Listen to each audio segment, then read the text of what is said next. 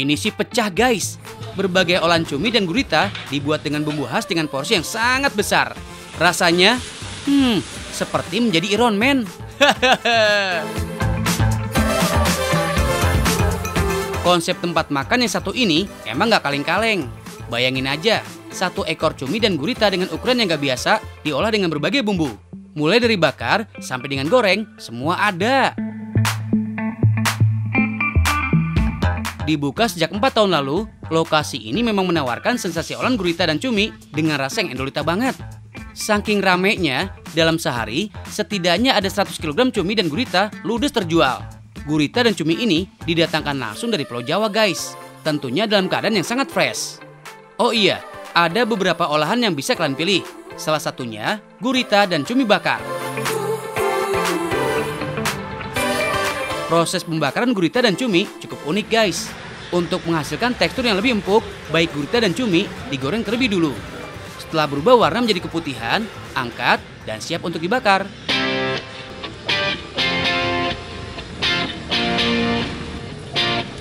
Proses pembakaran dilakukan dengan mengoleskan bumbu. Untuk menghasilkan gurita dan cumi bakar yang lembut, dibutuhkan waktu kurang lebih 15 menit. Guys, for your info nih, cumi-cumi adalah hewan invertebrata atau hewan yang tidak bertulang belakang. Sementara gurita adalah hewan moluska dari kelas Cephalopoda atau hewan dengan kaki terletak di kepala. Baik cumi dan gurita memiliki tekstur daging yang kenyal guys. Rasanya sama-sama gurih. Beres nih, tinggal angkat dan sajikan.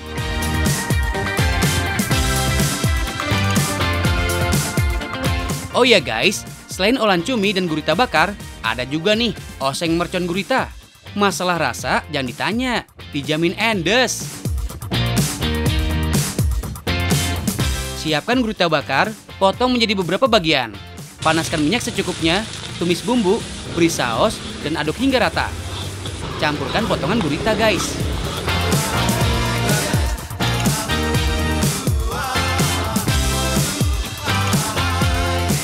Gurita merupakan sumber kalsium, kalium, dan fosfor. Selain itu terdapat juga omega 3 yang merupakan nutrisi penting yang bisa mengurangi resiko terjadinya penyakit jantung, kanker, dan depresi. Sedangkan cumi merupakan sumber vitamin dan mineral yang baik untuk tubuh. Kandungan ini memegang peranan penting dalam perkembangan tubuh.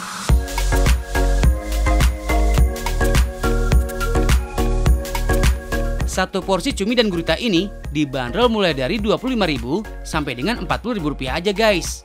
Lokasinya buka dari jam 1 siang sampai dengan 12 malam guys. Wow, kakaknya lahap banget sih. Kunyah terus.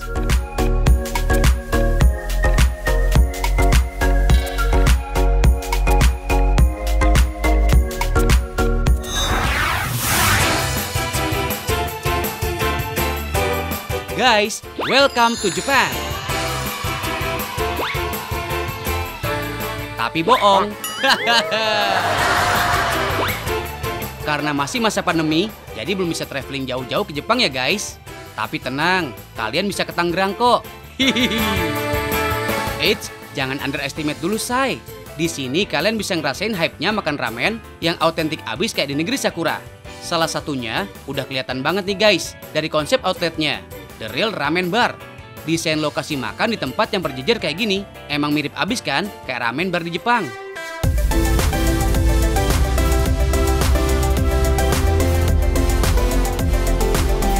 Yuhu, sebagai diehard fansnya ramen, Rizka nggak mau ketinggalan nih. Cobain ramen khas Kyoto Jepang yang lagi viral, Sai Ramen. Oke guys, kali ini Rizka order ramen yang extraordinary. Namanya Katsu Ramen Black Garlic. Ini dia mie ramennya, 100% dibikin homemade, langsung dari Central Kitchen guys. Next, wajib ada kuah kaldu, dan biar makin rame, jangan lupa aneka toppingnya. Markicik, mari kita racik. Step pertama, kita rebus dulu mie ramennya. Untuk setiap porsi ramen, mie-nya ditakar seberat 100 gram aja nih guys. Next, rebus mie ramennya selama 20 detik. Yap, waktu ini dinilai ideal agar tekstur mie ramennya tetap terjaga. Kalau dalam istilah Jepangnya sih, shiko-shiko, yakni tekstur mie ramen yang lunak tapi masih kenyal saat digigit. Semacam al dente gitu kali ya kalau di spaghetti. Rebus mie-nya beres, giliran kuahnya guys yang disiapin. Ini dia yang jadi daya tarik setiap ramen. Kuah kaldu.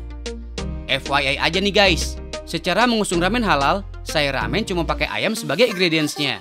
Salah satunya penggunaan ayam di dalam kuahnya. Jadilah kuah kaldu ayam yang yummy dan creamy. Uniknya saat masak mie ala Jepang, mie-nya nggak lagi diguyur pakai kuah ya guys, tapi justru mie-nya nih yang langsung nyemplung ke mangkuk berisi kuah.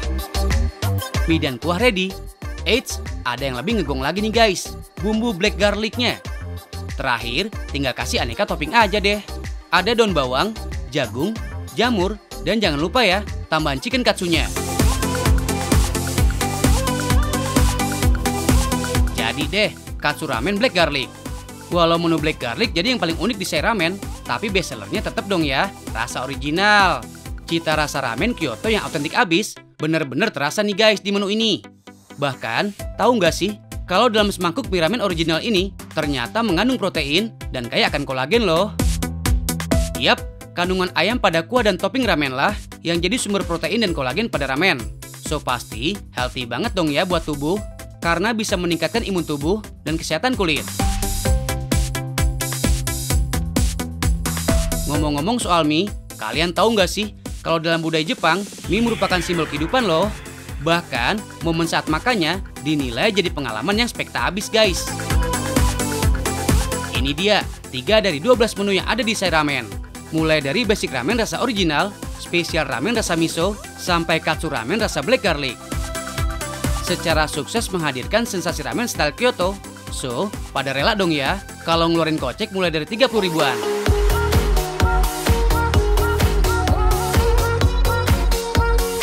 Wuih, kita ngeramen.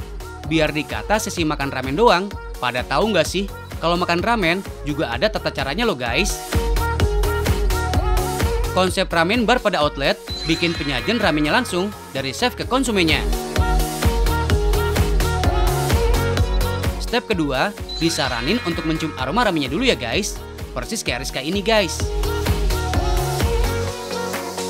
And capcus, bisa langsung dimakan.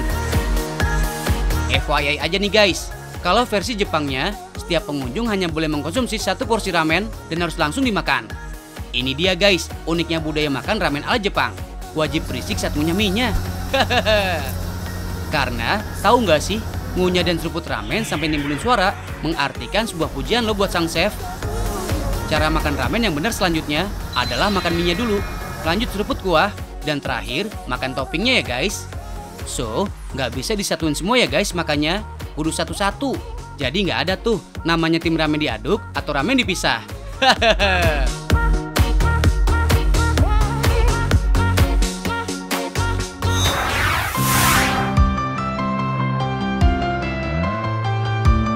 Ringan, enak, ada yang asin, ada juga yang manis. Pasti kalian tahu popcorn kan? Camilan yang satu ini memang suka bingits. Mulai dari anak-anak sampai orang dewasa. Terutama buat kalian yang doyan ke bioskop ya guys. Yang digunakan untuk pembuatan popcorn di sini adalah jagung kering jenis mushroom, jenis butterfly, atau ada juga yang menyebutnya jagung sirkus. Kalian tahu nggak sih perbedaan kedua jenis jagung ini? Lihat aja bentuk airnya setelah dimasak ya guys.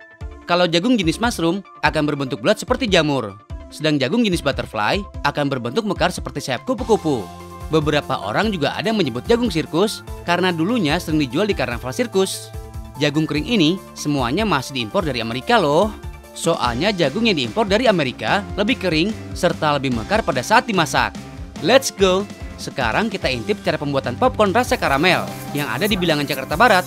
Bahan-bahannya ada gula halus, gula palem, minyak kelapa, dan butter. Kuy, langsung kita masak. Masukkan semua bahan ke panci yang udah dipanaskan. Masak racikan popcorn kurang lebih selama 4 menit. Oh iya, di pabrik ini, popcorn memang sengaja dimasak dengan teknik manual pakai tenaga manusia. Belum pakai mesin guys. Karena dengan teknik manual, bisa menghasilkan popcorn yang lebih mengembang dan lebih wangi. Hahaha. Inilah kenapa popcorn disebut sesuai namanya. Emang jagung yang meletup-letup guys. Tuh, lihat sendiri kan hebohnya. Kalian tahu nggak sih, Dulu popcorn sempat dilarang lo masuk dalam bioskop. Alasannya karena kalau makan popcorn itu berisik. Iya, berisik guys. Tekstur popcorn yang krenyes-krenyes garing ternyata dulu sempat diprotes sama pengelola bioskop. Gara-gara kalau dikunyah mengeluarkan suara yang mengganggu penonton film. Belum lagi nih, remahan sisa popcorn dianggap bisa mengotori lantai bioskop yang dilapisi karpet mahal. Tapi kalau sekarang sih udah enggak ya. Popcorn tuh ibarat makanan wajib kalau kita nonton film di bioskop. Cus, kita lanjut lagi guys. Setelah popcorn matang, perlu cooling down dulu nih, alias didinginkan.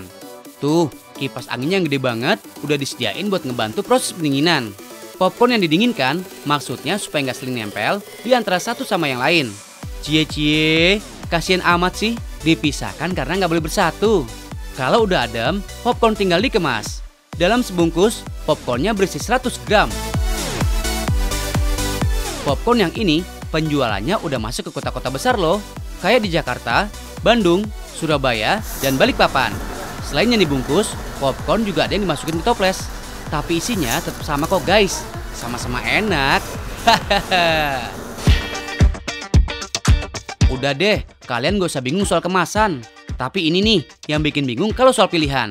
Bayangin, di pabrik ini ada 12 jenis varian rasa popcorn.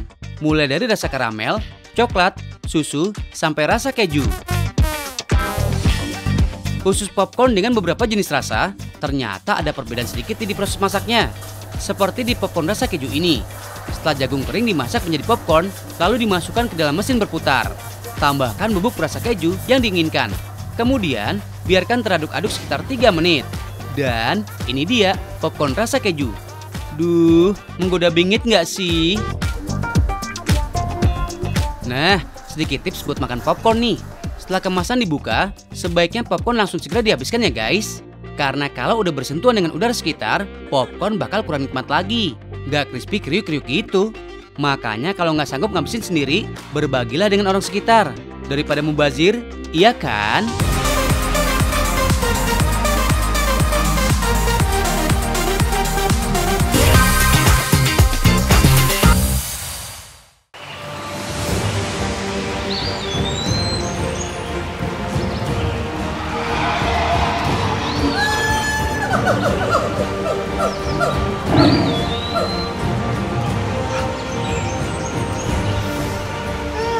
Gengge. Hah? Apa? Kenapa? Aku lagi menikmati pemandangan indah sekali, kayak di sungai Amazon. Bagus kan? Gengge. Hah? Gengge. Apa? Tapi. Tapi apa? Hah? Aku sendiri ya? Aku jomblo? Gitu? Nggak apa-apa. Yang penting aku jalan-jalan gitu. Bukan, Gengge. Hah? Apa? Bukan. Apa? Kamu sendirian mah nggak apa-apa. Ini kaki saya jadi injek dong. Sorry.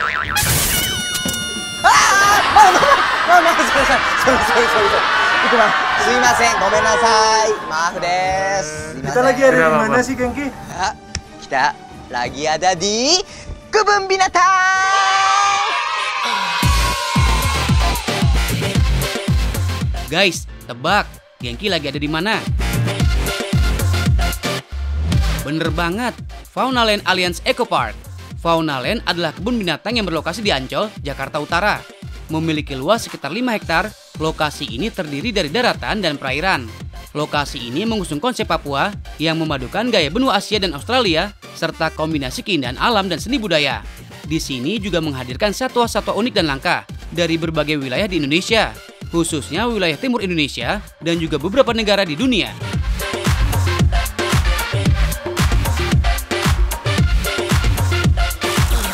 Suasana Faunaland sangat asri guys, cocok banget dijadiin tempat untuk weekend getaway.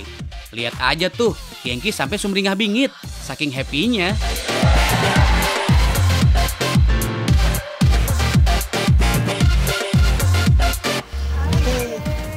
Halo, Gigi. Konnichiwa.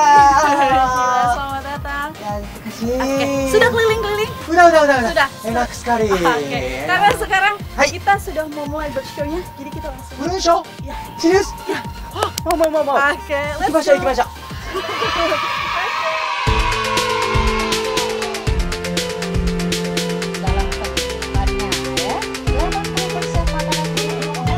Bird Show merupakan atraksi pertunjukan burung-burung yang sudah terlatih. Sebelum acara dimulai, semua penonton harus duduk manis. Dalam tiap atraksi, pemandu akan menjelaskan tiap spesies burung yang ada. Seru banget deh pokoknya. For your info nih guys, kebun binatang ini tidak berafiliasi dengan kebun binatang lainnya yang ada di Indonesia. Tempat ini merupakan milik swasta dengan hewan-hewan koleksi pribadi yang dijadikan tempat wisata dan edukasi masyarakat.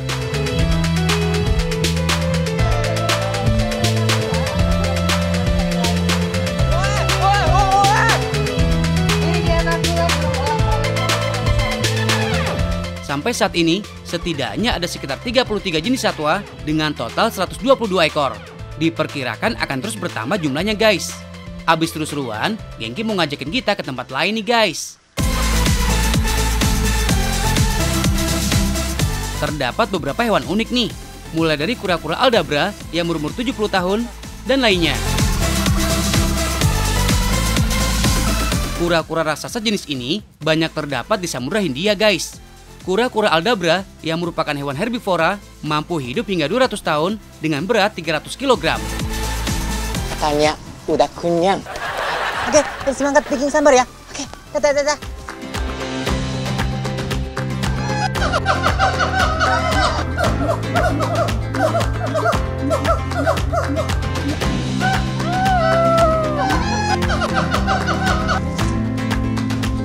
Guys, ini sahabat aku. Namanya si Amang. Hah, aku coba panggil mereka ya.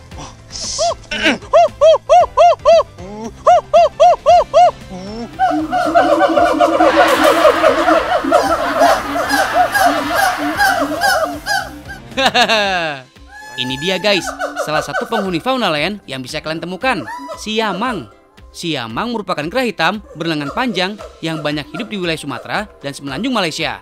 Primata ini mendiami habitat berupa hutan tropis guys. Mereka biasa ditemukan di atas pohon pada ketinggian 300 meter di atas permukaan laut.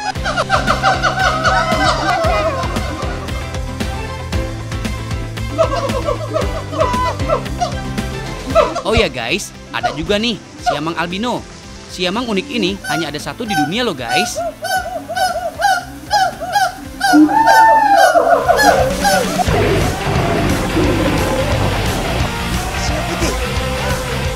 Guys, Genki mau ketemu singa putih nih. Dia merupakan salah satu ikon di kebun binatang ini, yaitu Mia dan Taya. Singa-singa ini didatangkan langsung dari Lembaga Konservasi Afrika Selatan pada tahun 2013. Sampai saat ini, Mia dan Taya sudah melahirkan 5 ekor anak dari pasangannya guys. Nggak perlu takut ya, singa putih ini sudah ditempatkan dalam tempat yang aman. Ngabisin waktu di kebun binatang ini emang asik banget guys. Selain bisa mengenal jenis-jenis satwa yang ada, kalian juga bakal tahu pentingnya menjaga habitat satwa.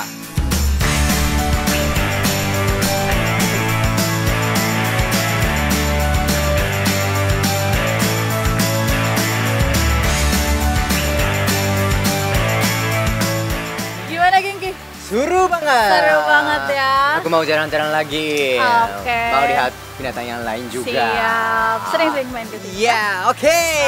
Oke guys, jangan lupa tetap pakai masker. Asking aja guys. Dan jangan lupa nonton terus, tahu nggak sih? Makin tahu, makin banyak ilmu. Dadah! Oke, lanjut.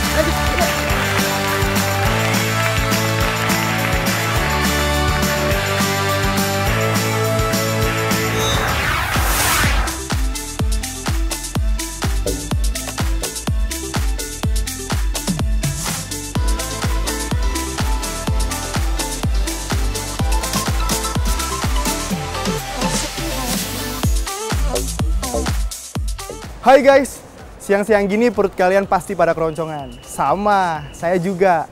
Nah, kali ini saya mau ngajakin kalian semua untuk nyobain salah satu resto di kota Palembang.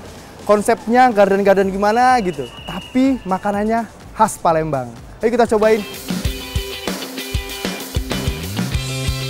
Yang cantik, yang manis, yang kece, yuk merapat guys.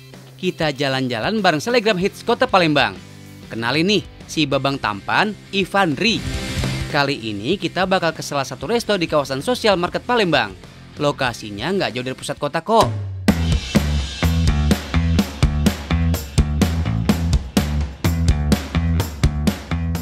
Widih, ini baru namanya bukan kaleng-kaleng guys. Lihat di tempatnya, lazy cozy gimana gitu. Mengambil konsep industrial dengan tema garden, resto ini menghadirkan nuansa yang sedikit berbeda di tengah padatnya kota Palembang. Meski konsepnya modern, untuk menu yang ditawarkan berbanding terbalik guys. Banyak sekali olahan khas Palembang yang bisa kalian cobain. Langsung aja yuk kita temuin chefnya. Halo chef, apa kabar? Baik. Lagi mau masak apa chef? Kebetulan kita mau masak pindang kerupuk. Pindang kerupuk? Kerupuk dipindangin?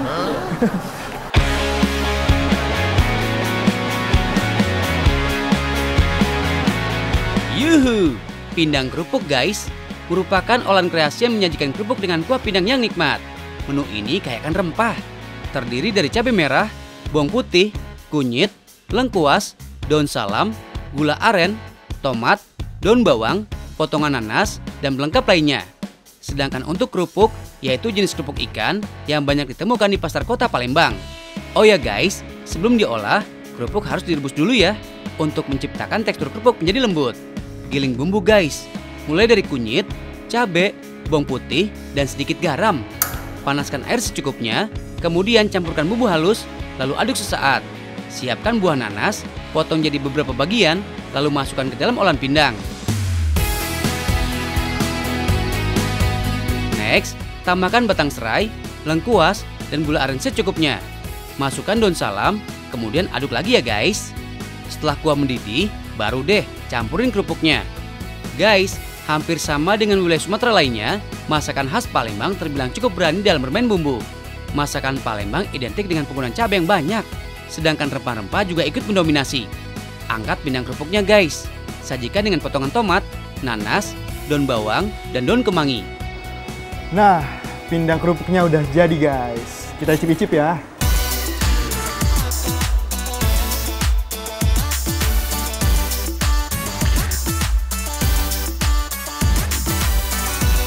Pindang kerupuk. Memang sih guys, namanya agak aneh. Tapi masalah rasa, menu ini cocok banget kok guys. Apalagi ditemenin sama nasi panas. Enak nian. Guys, ini rasanya bukan kayak kerupuk. Jadi rasa ikannya kerasa banget. Apalagi ditambah dengan kuahnya yang bikin seger banget. Mantap.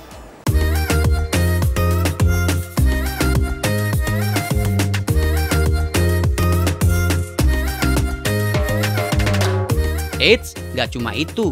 Ada juga olahan pindang berikutnya, yaitu pindang udang. Menu ini menjadi salah satu signatur di sini guys. Hampir sama dengan bumbu yang digunakan, pindang udang begitu terlihat menggugah selera.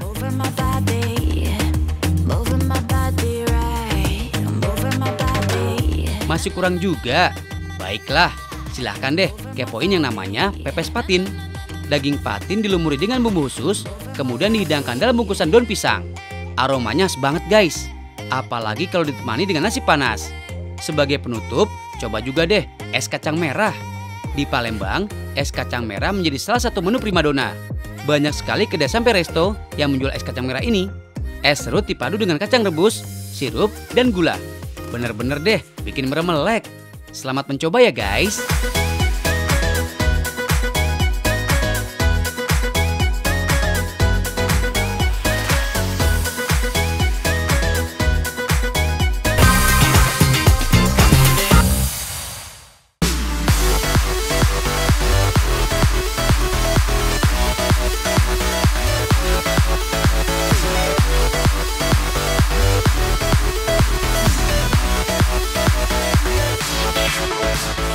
Guys, ada yang baru nih di dunia perpudingan.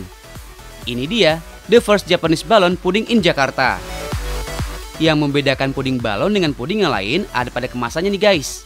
Sesuai dengan namanya, tren puding balon ini bermula dari negeri Sakura sana. Balon yang dipakai adalah balon khusus buat makanan nih. Jadi udah jelas food grade ya. Bukan balon yang ditiup kalau ada acara ulang tahun. Hahaha. Guys, namanya juga balon ya. Kalau mau makan isinya, si balon harus dipecahin. Perhatikan caranya. Tusuk bagian bawah balon dengan tusuk gigi yang juga disertakan di dalam kemasannya. Terus, tuang dengan saus karamelnya. Nyam-nyam. Ada rasa matcha, coklat, cappuccino, dan vanila nih guys. Teksturnya padat, tapi lembut banget di mulut.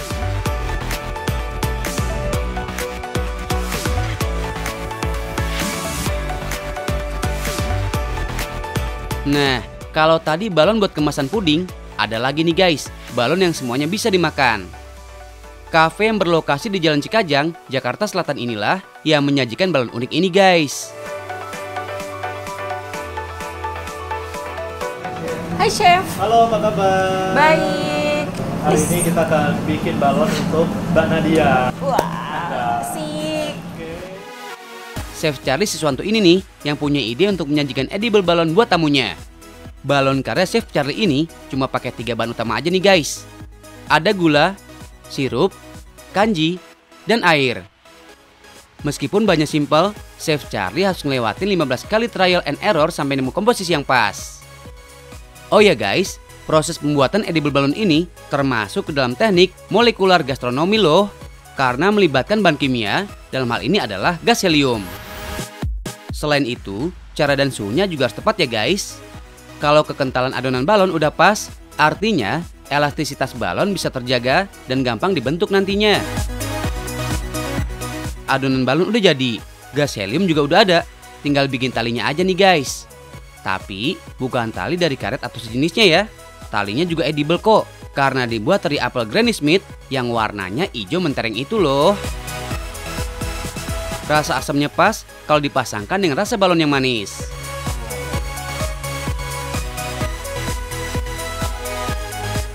Buah apel dikupas sampai jadi lembaran panjang ya guys. Terus buat jadi beberapa gulungan dan iris tipis. Keringkan dengan cara dehydrate di suhu 50 derajat Celcius. Tujuannya hanya untuk mengurangi kadar airnya sampai sekitar 20% aja.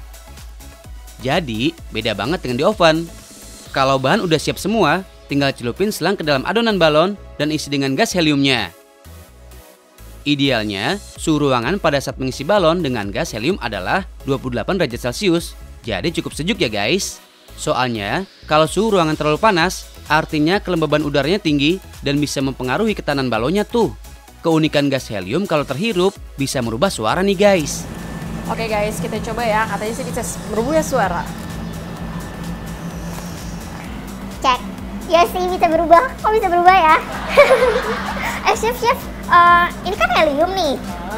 Itu aman gak sih untuk kita? Sebenarnya helium itu aman untuk kita hirup. Memang di udara kita, di atmosfer bumi ini itu juga mengandung 80% itu gas helium. Jadi 100% dari udara kita itu 80% adalah helium. Nah, sisanya itu 20% ada CO2, ada oksigen dan lain-lain gas sebagai lainnya gitu. Jadi aman untuk dihirup. Guys, tahu nggak sih? Perubahan suara setelah kita menghirup helium disebabkan karena massa gas helium 5 kali lebih kecil daripada gas nitrogen yang biasa menggetarkan pita suara kita nih. Berubah kan suaranya? Jadi, otomatis pitch suara kita juga berubah cempreng deh.